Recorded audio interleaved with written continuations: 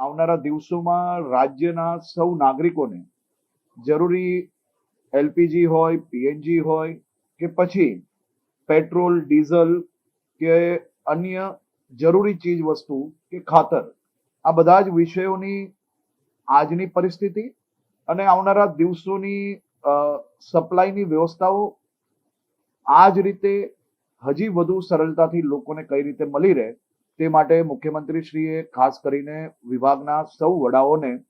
સૂચના બી આપી છે અને ડિટેલ્ડ બેઠકની અંદર જે 5 દિવસ પહેલા જે પ્રકારે પેટ્રોલ, ડીઝલની કારણ વગરની અફવાઓથી લોકો કોઈ બી એવી વાતમાં ના આવે તે માટે રાજ્ય સરકારે તમામ જિલ્લાઓની અંદર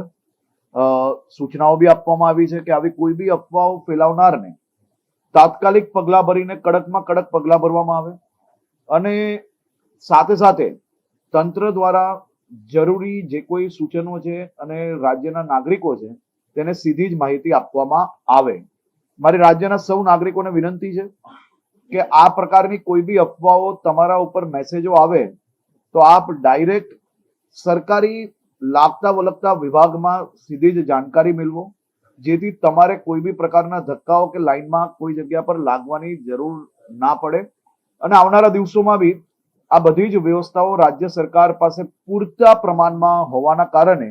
કોઈ બી પ્રકારની અવ્યવસ્થાઓ રાજ્યની અંદર સર્જાશે નહીં, પરંતુ તમારે સૌ લોકોએ બી આવી અફવાઓથી દૂર રહીને સહયોગ આપવો પડશે. હજુ સુધી તમે અમારી ચેનલને સબસ્ક્રાઇબ નથી કરી તો અત્યારે જ ન્યૂઝરૂમ ગુજરાતને સબસ્ક્રાઇબ કરો, ફેસબુક અને ઇન્સ્ટાગ્રામ પર ફોલો કરો.